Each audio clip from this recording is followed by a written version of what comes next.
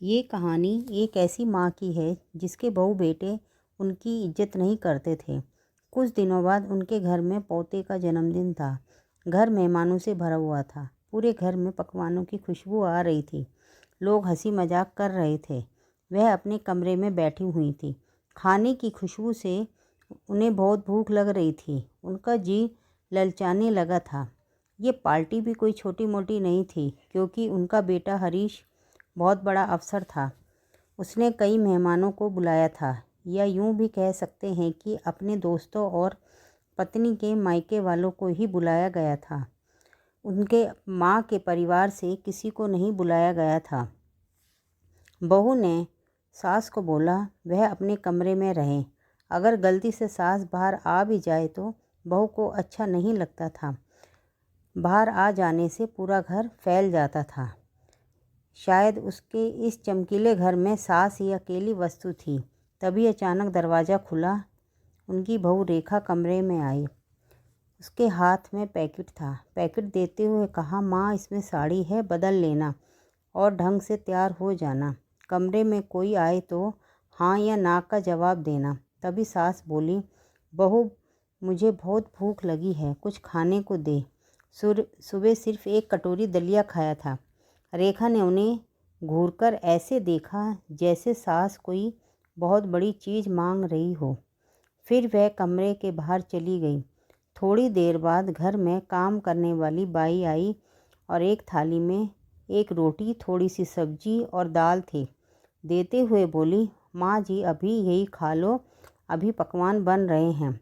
जब खाना तैयार हो जाएगा मैं आपको दे जाऊंगी। इतना कहकर वह चली गई। खाना खाकर कुछ देर तो भूख शांत रही। जब बाई वापस आई तो देखा कि माँ जी खाने पर टूट पड़ी थी।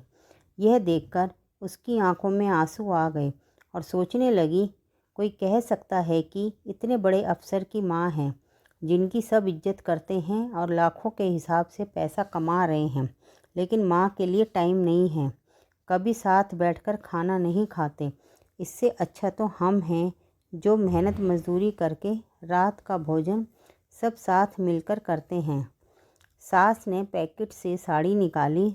साड़ी तो बहुत बहुत अच्छी थी, लेकिन ब्लाउज और पेटीकोट नहीं था।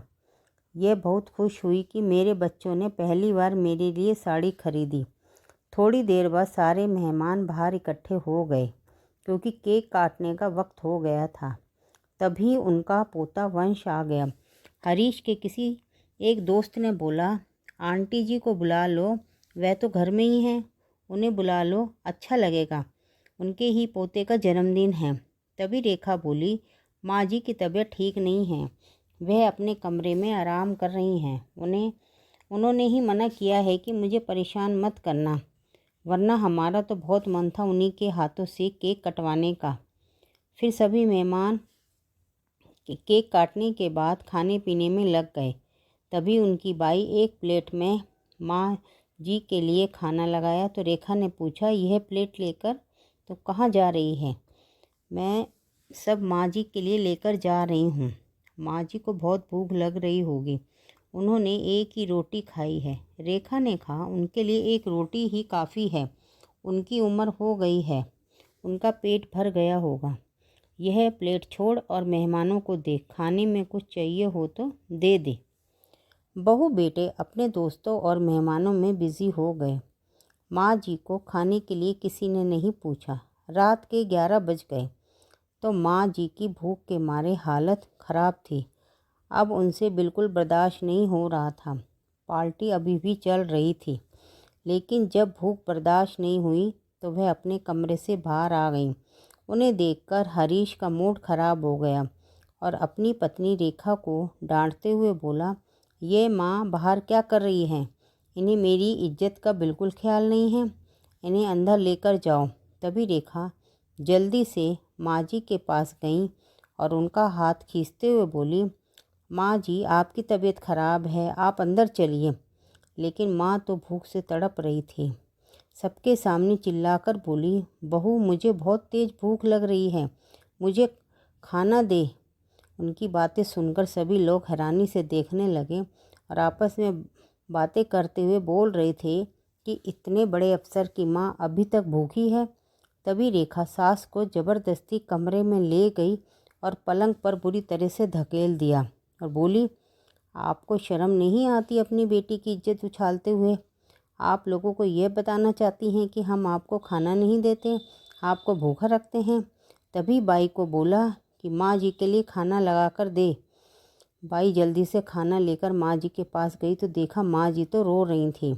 बाई को देखते ही बोले, देख बहू ने कितनी ज़ोर से मुझे धक्का मारा है, मेरे पैर में लग गई और देख इसमें से खून भी निकल रहा है। बाई जी पास बैठी और बोली, क्यों बर्दाश्त करती हैं आप? अपने पास किसी चीज़ की कोई कमी नहीं है, फिर क्यों बेटे के ताने सुनती हो जो तुम्हारी इज्जत नहीं करते? माँ जी बोली, गांव में मेरे पास ज़मीन जायदाद है, मैं चाहूँ तो अपने लिए नौकर भी रख सकती हूँ, लेकिन मेरा परिवार तो यहीं पर है ना, मैं अकेली वहाँ रहकर क्या करूँगी? खेती बाड़ी से जो भी पैसा मिलता है वह भी बहू बेटे रख लेते हैं, मैं अकेली क्या कर सकती हूँ?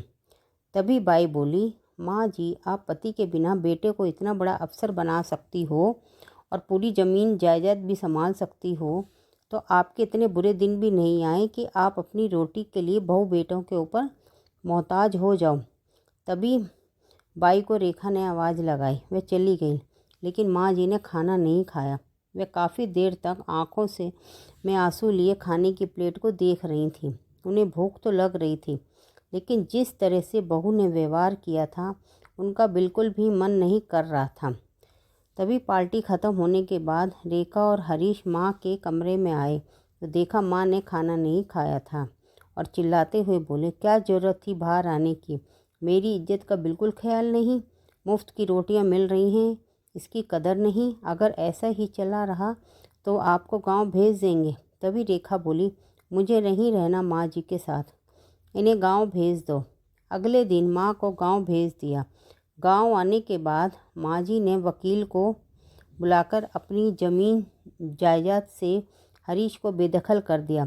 वसीयत के अनुसार उनके मरने के बाद सारी प्रॉपर्टी ट्रस्ट के पास चली जाएगी। माँ जी के हिस्से का एक हिस्सा बच्चों की पढ़ाई के लिए और दूसरे हिस्से में खुद रहने लगी। खेती बाड़ी से जो भी पैसा मिलता था वह अपने पास रखती थी, अपने लिए नौकर भी रख लिया। लेकिन जब खेती बाड़ी का पैसा हरीश के पास नहीं गया तो दोनों गांव आ गए। देखकर बोले, माँ ये घर के आगे हिस्से में बच्चे पढ़ाई कैसे कर रहे हैं? इस बार खेतों में क्या कमाई नहीं हुई? जो पैसे मेरे पास नहीं आए? उनकी बात सुनकर माँ बोली, कमाई तो हुई है, लेकिन ये पैसे मैंने अपने पास रख लिए हैं। तभी हरीश बोला, आप क्या करेंगी इतने पैसों का? और किससे पूछकर तुमने आधा हिस्सा बच्चों की पढ़ाई को दे दिया? वैसे तुम लोग होते कौन हो मुझे ये सब कहने वाले? संपत्ति मेरी थी, मैंने अपने हिसाब से इस्तेमाल कर ली। मैंने तुम्हें प्रॉपर्टी से बेदखल कर दिया है। धक्का देकर किसी को चोट नहीं पहुंचाई, जैसे बहू तुमने मेरे साथ किया था। ना तो मेरी ज़िंदगी में तुम्हारा हिस्सा है और ना ही प्रॉपर्टी में मेरा। मेरे मरने के बाद मेरी चिता को आग देने मत आना। गांव में से कोई भी मेरी चिता को आग लगा देगा। कम से कम यहाँ के लोगों में इंसानियत तो जिंदा है। माँ के गुस्से भरे चेहरे को देखकर दोनों की ही हिम्मत नहीं हुई कुछ कहने की, इसलिए दोनों शहर के लिए रवाना हो गए।